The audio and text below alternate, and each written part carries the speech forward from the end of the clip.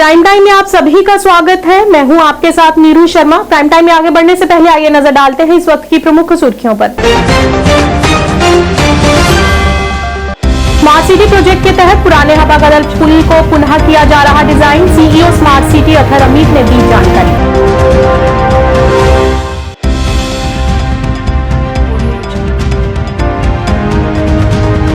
Congress party द्वारा जम्मू में किया गया पत्रकार वार्ता का आयोजन। कई मुद्दों पर की गई चर्चा।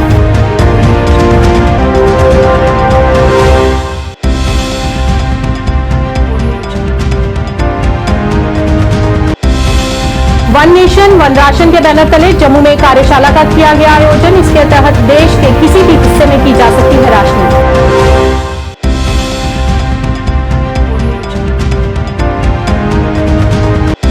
केंद्रीय विद्यालय संगठन द्वारा जम्मू में केके हाकू स्टेडियम में 52वें स्पोर्ट्स चैंपियनशिप का किया गया आयोजन। जम्मू के प्रांतीय आयुक्त रमेश कुमार रहे मुख्य तौर पर उपस्थित।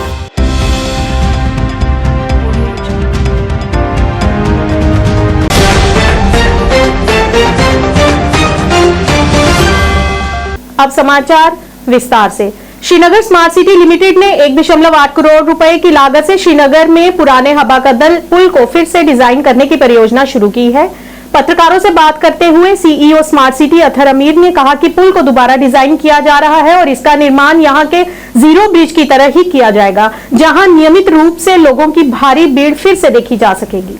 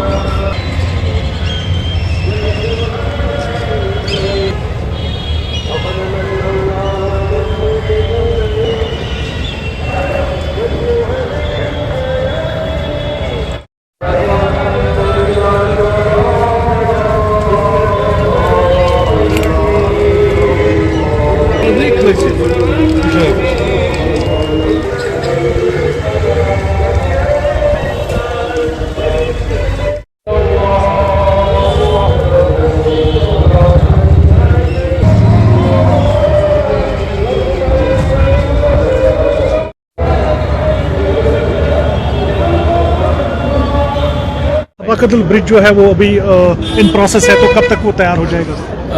मुझे लगता है आप लोगों ने भी वहाँ चक्कर तो लगाया होगा ज़रूर।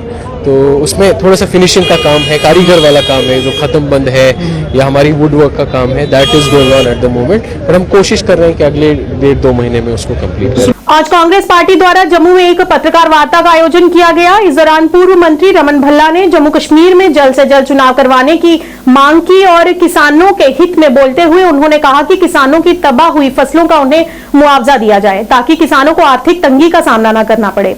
इस दौरान उन्होंने अन्य भी कई मुद्दों को उजागर किया। उसके सिलसिले में जो हमारे रविंद्र शर्मा ने बात यहाँ पे की, हमने बड़ा ही टाइमली उनको इन्फॉर्म किया कि कहीं ना कहीं कताई यहाँ पे है। सरकार सोई हुई थी, उसको जगाने का काम कांग्रेस ने यहाँ पे किया और मैं समझता हूँ कि फिर भी हर वक्त हम इनको जगाते रहेंगे और यही मांग करेंगे कि इलेक्शन अथॉरिटी जो जम्मू कश्मीर की है फौरी तौर पे इस पर कदम उठाए, डिले करने का काम बंद कर दे, ताकि जमहूरियत बहाल हो और असेंबली के लिए रास्ता साफ हो जाए। और हमें रियासत का दर्जा भी यहाँ पे चाहिए। जिस ढंग से बड़ा अच्छे ढंग से इन्होंने अपने अर्बन लोकल बॉडीज़ की बातें यहाँ पे की, ये डेमोक्रेटिक प्रोसेस का एक निचली स्तर पे ग्रास रूट लेवल का एक बहुत बड़ा इंस्टीट्यूशन है, जिसको डिले करने का काम यहाँ का डबल इंजन का प्रशासन यहाँ पे कर रहा है। और इलेक्शन अथॉरिटीज़ को चाहिए कि फौरी तौर पर इस पर अपने कदम यहाँ पे उठाए और साथ में ख़ास तौर पर किसानों के बात लेके, जो किसानों की फसलें तबाह हुई, अभी तक भी कोई उनकी असेसमेंट करने के लिए कहीं जहाँ पे नहीं गया। और उसके साथ साथ जो अभियाना जो था, जिसको पिछली सरकार ने ख़त्म कर दिया था 2014-15 के बाद, आज दोबारा उसी अभियाना को लेके इरिगेटेड लैंड पे फिर दोबारा और पिछले केसेस में भी रिकवरी का काम यहाँ पे सरकार यहाँ पे कर रही है। तो हम सरकार से मांग करते हैं कि जो डिसीजन यहाँ पे था, जिसको एबॉलिश किया गया, किसानों को राहत देने की बात करें और अभियाना जो पहले एबॉलिश किया गया था उसी पे वहाँ पे वो स्टिक यहाँ पे करे। तो मैं समझता हूँ आज किसान जो है वो परेशान है। किसानों की बात रखते हुए भी ये जो डबल इंजन का प्रशासन जो सत्ता के नशे में सोया हुआ है, इस तरफ भी जागे और कदम उठाए ताकि किसानों को राहत यहाँ पे मिले। हमको नोटिस निकला कि आप हमें जवाब दीजिए जो रोटेशन रिजर्वेशन ऑफ वार्ड्स पे चीफ इलेक्टोरल ऑफिसर की तरफ से एक नोटिस निकला था, जिसकी 9 तारीख उन्होंने कहा कि 4 दिन के अंदर अंदर आप ऑब्जेक्शन फाइल कीजिए। इतनी जल्दी थी सरकार को, तो हमने कहा भाई माकूल समय नहीं है। फिर 14 सितंबर तक सिर्फ 10 दिन का समय दिया गया था और हम भी उम्मीद करते थे कि चुनाव समय पे होंगे। एक्ट ये कहता है कि म्यूनसिपैलिटी कॉरपोरेशन के चुनाव उनकी मियाद खत्म होने तक, लाइफ खत्म होने तक, टर्म खत्म होने से 1 महीना पहले संपन्न होने चाहिए। आज अखबार में आ गया है कि वो अक्टूबर, नवंबर, दिसंबर तक सारी जो अर्बन बॉडीज हैं उनकी लाइफ खत्म हो जाएगी, टर्म खत्म हो जाएगी। 1 महीने पहले ये चुनाव संपन्न होने चाहिए थे, लेकिन उस वक्त जल्दी की हुई थी। हमने भी कहा ठीक है, लेकिन जब चीफ इलेक्टोरल ऑफिसर से नोटिस निकला तो हमने पूछा कि ये कानून जो है ये तो बदल गया है, ये तो संविधान के तहत होना है और संविधान की 74th अमेंडमेंट अब कोई बहाना नहीं है 2019 के बाद। वैसे तो वो 73rd 74th पहले ही लागू थी, लेकिन हमने 2 चीज़ें लिखी थी। एक कि संविधान की 74th अमेंडमेंट के तहत ये चुनाव का इख्तियार और वोटर लिस्ट बनाने का इख्तियार जो है वो स्टेट इलेक्शन कमीशन को है, जो कि पंचायतों के लिए बना है। BR शर्मा जी हेड करते हैं, लेकिन अर्बन बॉडीज के लिए इस सरकार ने दावे बड़े करते थे पिछले। One nation one ration card के तहत आज जम्मू में एक कार्यशाला का आयोजन किया गया। इस कार्यशाला का आयोजन खाद्य नागरिक आपूर्ति एवं कार्य विभाग द्वारा किया गया। इस पहल से कोई भी व्यक्ति देश के किसी भी कोने से राशन प्राप्त कर सकता है। 5 किलो मिलता है एक बंदे को, तो एक बंदा 5 किलो कहाँ महीना खाएगा? नहीं, जितना राशन मिलता है, जितना लिखा हुआ है, आपको इतना फायदा तो है कि आपके स्टेट से आपको यहाँ पे भी मिलेगा। हाँ, फायदा है। हाँ, ये तो फायदा है हमको कि चलो हम उधर नहीं ले पाते तो इधर भी मिल रहा है, तो इधर मिल रहा है। लेकिन उसके साथ में और भी तो कम से कम नहीं है तो एक बंदे को 10 किलो तो होने चाहिए। ये वर्कशॉप आयोजन की गई है one nation one ration card, जो एक पहल की गई थी माननीय प्रधानमंत्री जी के निर्देश के अनुसार। वो हमने अगस्त 2019 में उसका हमने लॉन्च किया था और अब हमने देखा कि इसका जो प्रचलन है वो यद्यपि काफ़ी अच्छा हुआ है, लेकिन इसमें अभी भी काफ़ी स्कोप है इसमें इसको बढ़ावा देने का। तो हमने देखा कई राज्यों में इसका प्रचलन अभी जिस मुताबिक होना चाहिए था उसमें थोड़ा सा अभी और हो सकता है। तो इसलिए हमने जम्मू में ये आयोजन किया था कि जम्मू कश्मीर के जो लोग बाहर जाके काम कर रहे हैं या बाहर राज्यों के लोग आकर जो जम्मू कश्मीर में काम कर रहे हैं उनको कैसे इस जो योजना का उनको सुविधा मिल पाए। तो उसके लिए आज काफ़ी राशन कार्ड जो हमारे हिताधिकारी हैं, लाभार्थी हैं और राशन कार्ड जो राशन डीलर जो हैं, PDS दुकान जो चलाते हैं, उनके सहयोग से ये हमने आयोजन किया गया। और इसमें ये हमने बताया कि जो काफ़ी इस बारे में भ्रम है कि one nation one ration card, अगर आपका राशन कार्ड नहीं है, फिज़िकल कॉपी नहीं है तो आपको नहीं मिल पाएगा, या अगर आपके कुछ सदस्य परिवार के राज्य में हैं जहां आप रहते हैं नॉर्मली नेटिव राज्य में, अगर वहां पे आपने ले लिया उन लोगों ने तो आप नहीं ले पाएंगे जहां पे आप काम करने आए हैं। तो इन भ्रमों के विषय में हमने बताया लोगों को इसमें सच्चाई क्या है, और इससे सरल योजना हमारे पास नहीं है जिसमें बिना किसी कागज़ के अपने आधार नंबर के ज़रिए या अपने राशन कार्ड नंबर के ज़रिए आप आराम से भारत के किसी भी कोने में जाकर किसी भी दुकान से आप अपना राशन ले सकते हैं। तो ये इसके बारे में जागरूकता सृष्टि करने के लिए आज इस वर्कशॉप। केंद्रीय विद्यालय संगठन ने आज जम्मू के केके हक्कू स्टेडियम में 52वें स्पोर्ट्स चैंपियनशिप का शुभारंभ किया, जिसका उद्घाटन जम्मू के प्रांतीय आयुक्त रमेश कुमार ने किया। इस टूर्नामेंट में लड़कियों के विभिन्न आयु वर्गों जिनमें 14, 17 और 19 वर्गों ने हिस्सा लिया, जिसमें कबड्डी, शतरंज और मुक्केबाजी की प्रतियोगिताएं आयोजित की जाएंगी, जिसमें देश के विभिन्न हिस्सों से करीब 1300 लड़कियां हिस्सा ले रही हैं। दीपों को देख करके मन में कुछ पंक्तियां उभर कर आ रही हैं।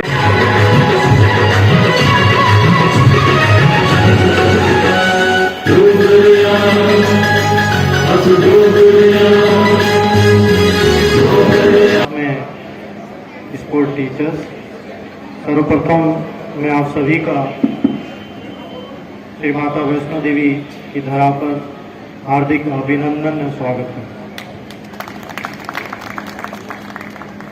जम्मू माता वैष्णो देवी के लिए बहुत जाना जाता है।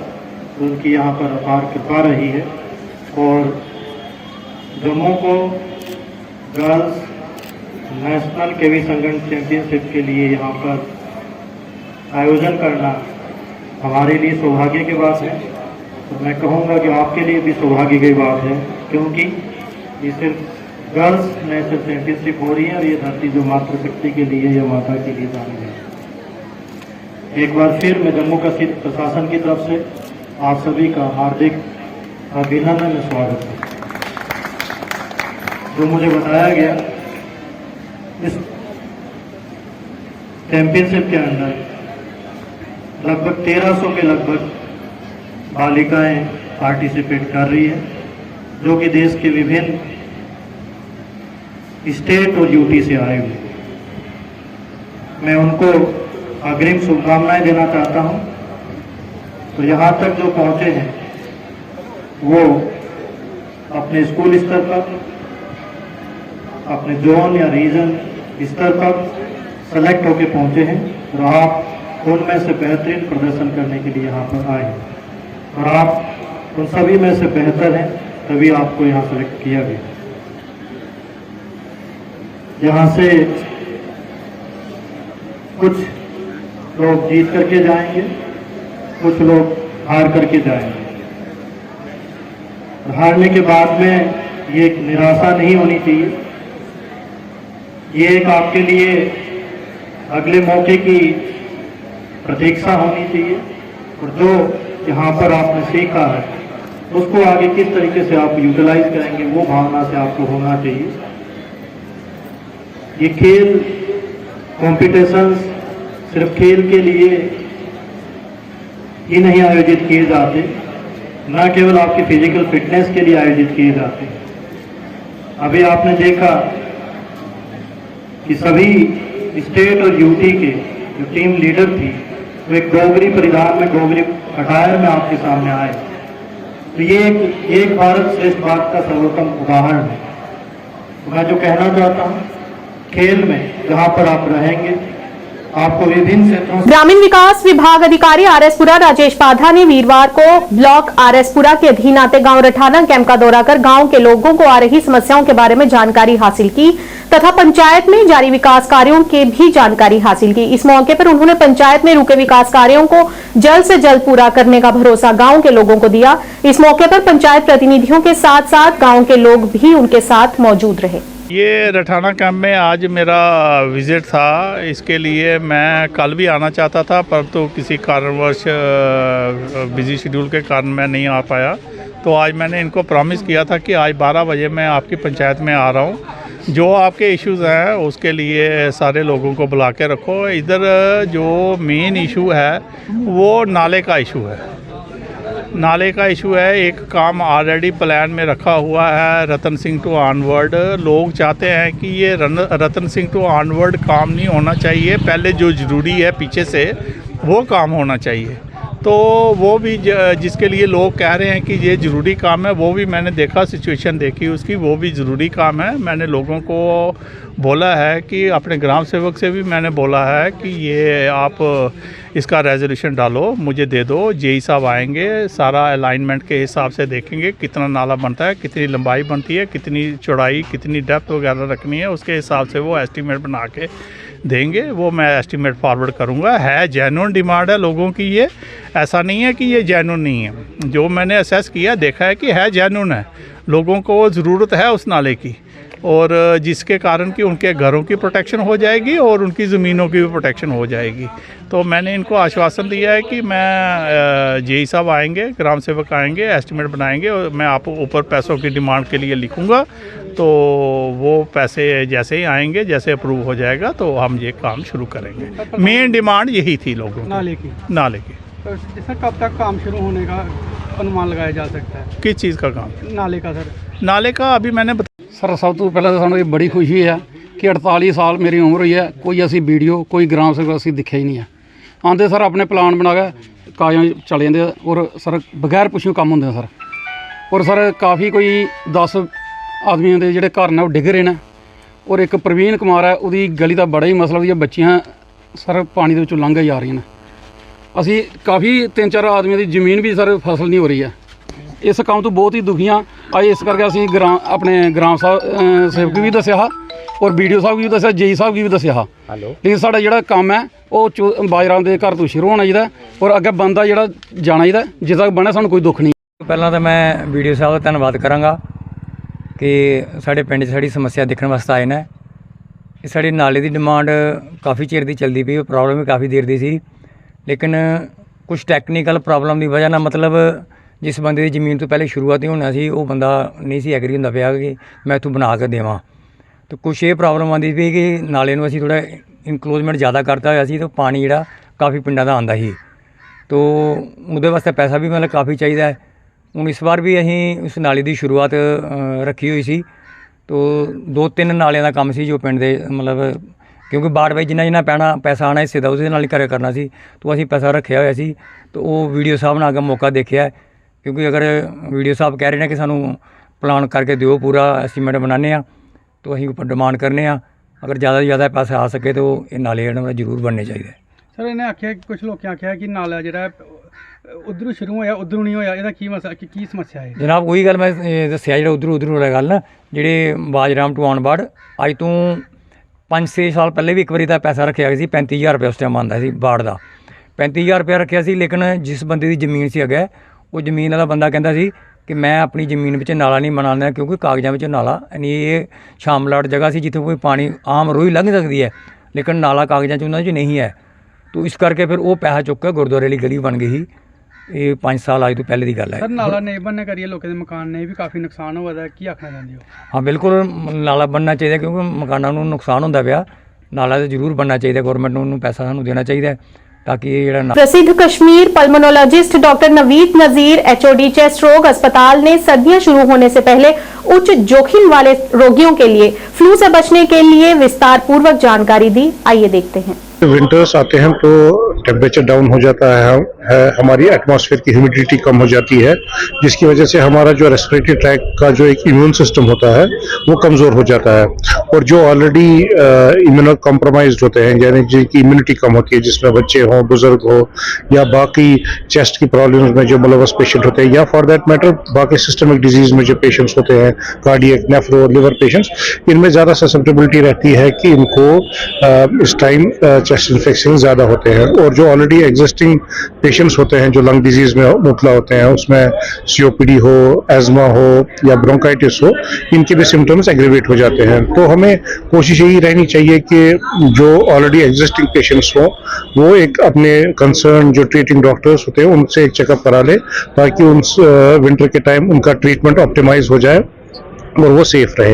इसके अलावा अननेसेसरली बाहर जाना ठंड में और या इवन जो इंडोर्स रहते हैं वहाँ पे रूम्स में प्रॉपर वेंटिलेशन ना होना, ये भी बहुत इंपॉर्टेंट फैक्टर्स होते हैं जिसकी वजह से हमारे सिम्टम्स जो है वो एग्रीवेट होते हैं।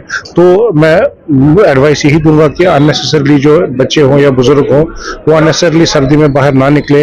इसके अलावा जो अंदर जो रूम में वो टेम्परेचर नो डाउट मेंटेन करें, लेकिन प्रॉपर वेंटिलेशन हो, ताकि जो हमारे जरासीम हो या बाकी एलर्जेंस वगैरह हो या चूल्हे जलते हैं उनका धुआं वगैरह होता है तो वो अंदर जमा हो जाता है, जिसकी वजह से भी लंग्स पे इफेक्ट पड़ता है। उत्तरी कश्मीर के बांदीपुरा के फुटब्रिज जिसके कारण विभिन्न क्षेत्रों के लोगों को समस्याओं का सामना करना पड़ रहा है। स्थानीय लोगों और छात्रों ने कहा कि दरारें दिखाई देने के बाद 2013 में पुल को ध्वस्त कर दिया गया था और 2014 में पुनर्निर्माण कार्य शुरू हुआ। स्थानीय लोगों का कहना है कि इतने साल बीत जाने के बावजूद इस महत्वपूर्ण पुल पर बहुत कम काम हुआ है। स्थानीय लोगों ने बताया कि अब 9 साल हो गए हैं और वे इसका पूरा होने का इंतजार कर रहे हैं।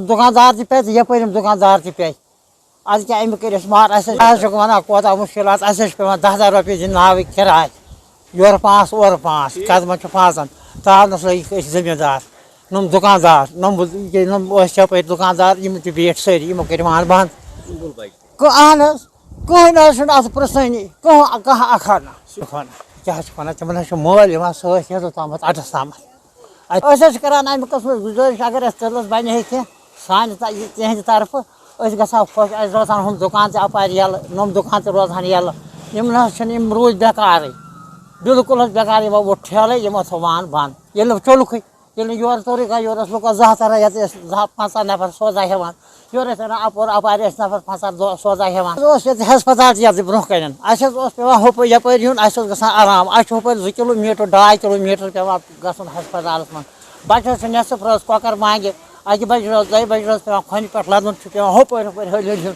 और वातान 2 बजे कह अगर वो करो क्या मैं खुरमा में रहता हूँ। मैं ये कहना चाहता हूँ कि हमें बहुत सारे मुश्किलात होती है यहाँ पे स्कूल आने के लिए। जो ब्रिज है पिछले कई सालों से टूटा हुआ है, इस पर कुछ काम नहीं किया जा रहा है। हमें बहुत दिक्कत हो रही है यहाँ आने के लिए, स्कूल आने के लिए। हमें वहाँ से पैदल आना पड़ता है। अब हम चाहते हैं कि यहाँ इसकी कंस्ट्रक्शन की जाए कि हमें आसानी हो जाएगी यहाँ आने के लिए।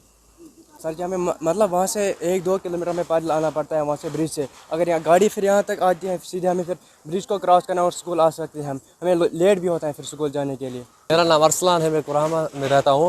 यहाँ से जो ये ब्रिज है हमें इससे बहुत ज़्यादा मुश्किलात हुई है क्योंकि पिछले कुछ सालों से इसकी कंस्ट्रक्शन नहीं हो रही है। क्योंकि हमें वहाँ से पैदल आना पड़ता है, हमें 1-2 घंटे हमें लेट होता है स्कूल, रोज़ हमें लेट होता है। बहुत सारी मुश्किलात हमें होती है। हम गवर्नमेंट से यही अपील करते हैं कि हमें इस ब्रिज की कंस्ट्रक्शन जल्द की जाए, इससे हमें बहुत आसानी होगी। सुमल ब्रिज जो 2013-14 में अलॉट हुआ था Mir sons construction private limited को, तो he was supposed to complete it within 700 days working days. जो 2014 में जब फ्लड्स आ गए थे उसके बाद उसने काम कोई नहीं किया, उसी वक्त से काम बंद है। तब से डिपार्टमेंट ने उसको बहुत सारे नोटिस निकाले हैं, तो लेकिन आज तक वो काम रिज्यूम नहीं कर पाया, जिसकी वजह से 2022 में डिपार्टमेंट मजबूर हो गया उसका केस रिकमेंड करने के लिए फोर क्लोजर के लिए, सो दैट कि फ्रेश टेंडर्स इसमें इन्वाइट हो जाएंगे। लेकिन अभी जो वो केस डिसाइड नहीं हुआ है, उसका फोर क्लोजर अप्रूव नहीं है, वो अंडर सबमिशन ही है। यहाँ से ऐसी ऑफिस चीफ ऑफिस में चला गया था, तो लेकिन वो फॉर्मली फोर क्लोज नहीं हुआ, सो दैट कि इसमें फ्रेश टेंडर्स हो जाते या कुछ और डायरेक्शन आ जाते। अभी तो लोग सफ़र कर रहे हैं, सारे सफ़र कर रहे हैं, तो हमारी भी यही कोशिश है कि काम जल्द अज जल्द हो जाए, लेकिन अनफॉर्चुनेटली वो टर्न अप नहीं हुआ है। तो केस पिछली दफ़ा हमने इसको बड़े शोर से, जब पिछले हमारे चीफ साहब थे उनके साथ मुद्दा उठाया था, तो उसने उनको मतलब 2-3 ब्रिज हमारे थे जिनकी हमें डिमांड थी, उसने अंडर CRF उसको प्रपोज किया था चीफ साहब ने, लेकिन वो अनफॉर्चुनेटली उनको अप्रूवल अभी तक नहीं आया। उसने प्रपोजल किया दिया। उपायुक्त पुंछ यासीन एम चौधरी ने सुरनकोट का व्यापक दौरा किया और स्कूलों, प्राथमिक स्वास्थ्य केंद्र का निरीक्षण किया और विभिन्न विकासात्मक परियोजनाओं का मूल्यांकन किया। इस मौके पर उनके साथ DDC सदस्य शाहनवाज चौधरी, SDM सुरनकोट रिजवान असगर, तहसीलदार सुरनकोट मोहम्मद अकरम सहित कई संबंधित अधिकारी भी मौजूद रहे। इसके अलावा उपायुक्त ने JJM परियोजना, जल आपूर्ति योजना, हरिडोडी राजारा में जल आपूर्ति योजना और PMGSY के तहत मंडी फागला सड़क सहित विभिन्न विकासात्मक परियोजनाओं का निरीक्षण किया। शाहनवाज साहब की कोशिश से भी ये हुआ, तो ये फ्रेश कटिंग हुई है 3 किलोमीटर में 2.5 किलोमीटर। अब मोड़ा बिछाई वालों को अगर जो उनको जाना है तो उनके लिए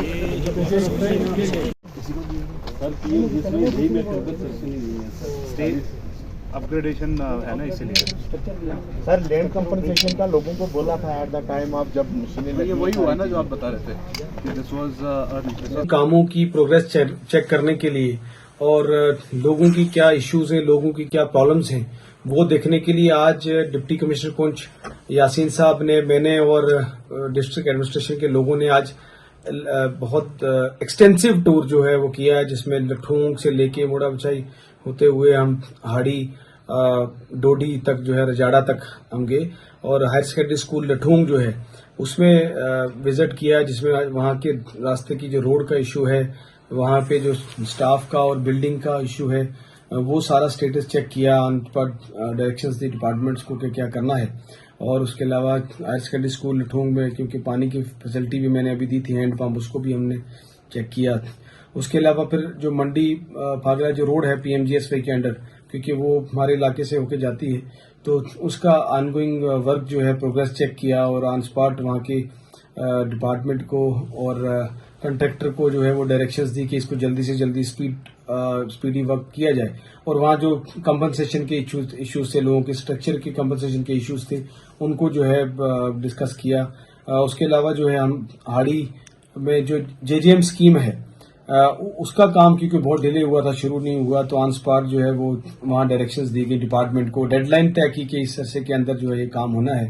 उसके अलावा वहाँ लोगों के जगह जगह आड़ी में जो है लोगों के साथ इंटरेक्शन हुई, लोगों की क्या प्रॉब्लम्स हैं, क्या इश्यूज हैं, उनको डिस्कस करके वो सॉर्ट आउट करने की कोशिश की। और फिर क्योंकि हमने जो ईदगाह रजाड़ा जो रोड है नबार्ड की, उसकी ऑनगोइंग वर्क जो है उसकी इंस्पेक्शन की। और जो टिंडार नाला से रजाड़ा, क्योंकि वहाँ रोड मुकम्मल नहीं हुई थी तो नबार्ड की रोड जो है वो वहाँ ख़त्म हो गई थी। उसके अलावा आगे क्योंकि 1 किलोमीटर के लिए CSR के अंडर डिप्टी कमिश्नर साहब ने जो है और हमने आज वहाँ काम शुरू करवाया, और ताकि रजाड़ा तक रोड पहुंचे। डोडी रजाड़ा रोड की डिस्कशन हुई। फिर PHC मरहोट जो है उसमें विजिट किया हॉस्पिटल में शाम को इंस्पेक्शन के लिए, वहाँ मेडिसिन का क्या। दिव्यांग बच्चों के लिए डैगर परिवार स्कूल बारामूला में वार्षिक दिवस मनाया गया। ये स्कूल बारामूला के विशेष रूप से विकलांग बच्चों के लिए डिजाइन किया गया है, जिनमें डाउन सिंड्रोम से प्रभावित बच्चे भी शामिल हैं। बच्चों ने समूह नृत्य, समूह गीत, एकल नृत्य, नाटक आदि जैसी विभिन्न गतिविधियों पर सांस्कृतिक कार्यक्रम प्रस्तुत किए। मनमोहक ऊर्जा और उत्साह की माता पिता और नागरिक अधिकारियों ने प्रशंसा की। इस अवसर पर अभिभावक संघ DPS के अध्यक्ष अंजर मोहजू ने IBF सेना DPS के शिक्षकों और कर्मचारियों को धन्यवाद दिया।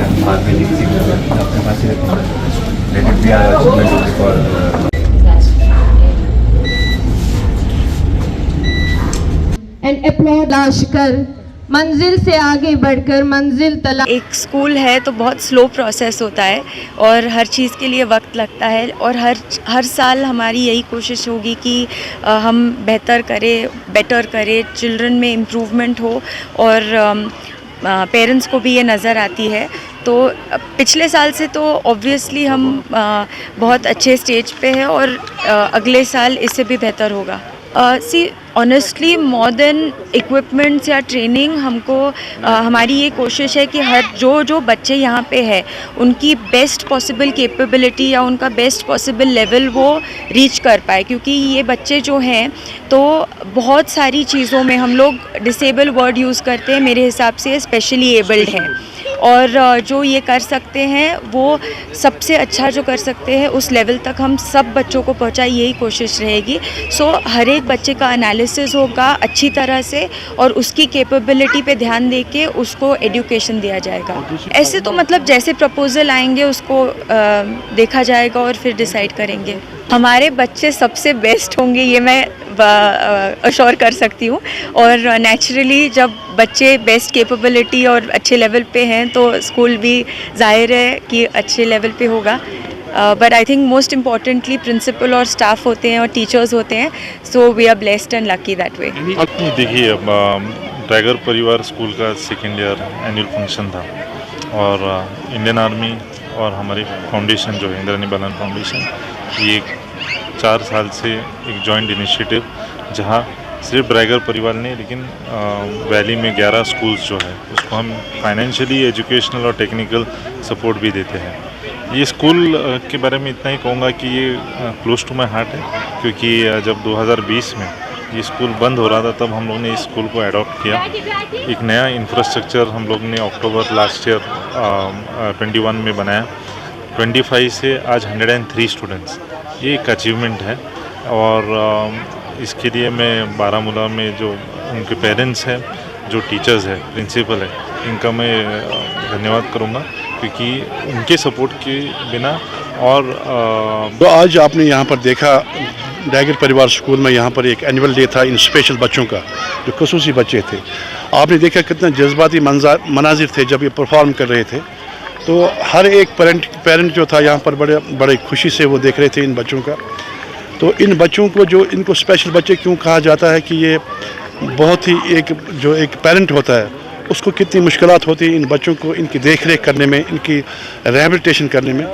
तो यहाँ पर जो ये स्कूल बना है, जो यहाँ पर इंद्रानी बालन जो फंडिंग की है और आर्मी की वसादत से ये स्कूल बना है, तो फिर भी हम इनका बहुत ही मशकूर है कि उन्होंने एटलीस्ट हमें एक कोई सेंटर यहाँ पर दिया जहाँ पर हमारे बच्चे रहते हैं यहाँ पर और एक दूसरे के साथ इंटरेक्ट करते हैं, वरना ये बच्चे एक ही जगह होते थे या किसी जगह। और दूसरी जगह हम जो आपके माध्यम से मैं यहाँ के एडमिनिस्ट्रेशन को, जो सिविल एडमिनिस्ट्रेशन से, उनको ये बताना चाहता हूँ कि जो हमारे बच्चे जो यहाँ से निकलते हैं, जो हमें फाउंडेशन दी जाती है उनको, तो जो नॉर्मल स्कूल है, नॉर्मल स्कूलों में उनको कहीं जगह पर उनको ये रिफ्यूज़ किया जाता है कि हम इन बच्चों को एडमिशन नहीं देंगे।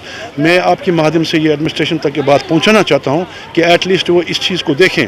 Education for all, they can not refuse anybody to for the education. इस लिहाज से उन स्कूलों तक ये हम तंबीह करना चाहते हैं कि वो हमारे बच्चों को एडमिशन क्यों नहीं देंगे। भाजपा मुख्यालय त्रिकुटा नगर जम्मू में एक पत्रकार वार्ता का आयोजन किया गया। इस मौके पर जम्मू कश्मीर भाजपा महासचिव अशोक कौल, डिप्टी मेयर बलदेव सिंह बलोरिया तथा रेखा महाजन सहित कई गणमान्य व्यक्तियों की मौजूदगी में पुस्तक का विमोचन संगठन मंत्री अशोक कौल द्वारा किया गया। इस पुस्तक में बलदेव सिंह बलोरिया द्वारा 5 साल में विभिन्न विकासात्मक कार्यों का उल्लेख किया गया है।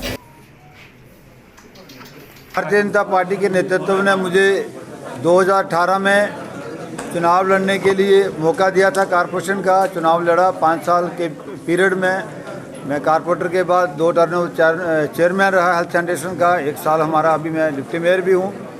तो इस पीरियड में जो काम किए हैं, नो डाउट कि इस छोटे से बुकलेट में वो शामिल नहीं हो सकते, लेकिन प्रयास किया है कि जो लोगों के विकास कार्य किए हैं, कारपोरेशन के लिए काम किया लोगों के लिए, उसको हमने हाईलाइट करने के लिए आज एक बुकलेट निकाली है। रिपोर्ट कार्ड हमने अपनी जहाँ निकाली है। ये रिपोर्ट कार्ड माननीय अशोक कौल जी, हमारे संगठन मंत्री मनियाल जी और बाकी भारतीय जनता पार्टी के कार्यकर्ता, हम लोग भी मिलकर जहाँ आज उन्होंने की है। मुझे लगता है कि इसी तरह खाली मैंने ही नहीं, हमारी कारपोरेशन में हर कारपोरेटर ने बहुत बढ़िया काम किया है लोगों के बेहतरी के लिए।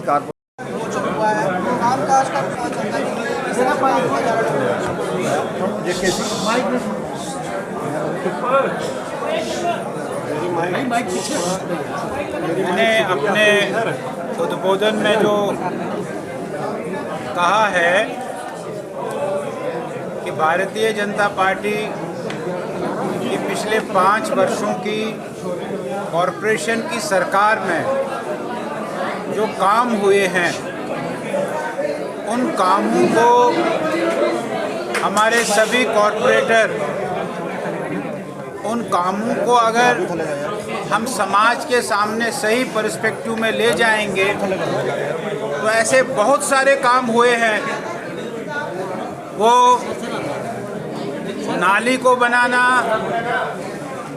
वो गली को बनाना, वो ठीक से सैनिटेशन का काम होना, ये अपने में एक मिसाल है जम्मू शहर की।